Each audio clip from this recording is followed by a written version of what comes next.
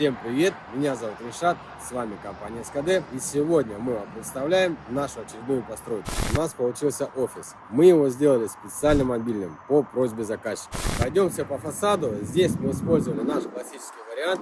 Это имитация бруса 135. Покрасили пропиткой Пинотекс цветом орех. И плавно перейдем к самой кровле.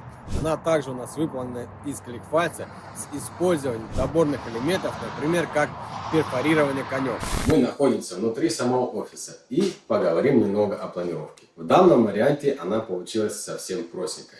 Это стандартная большая комната, где уже расположились два стола для менеджеров, небольшой уголочек для приема пищи и маленький санузел.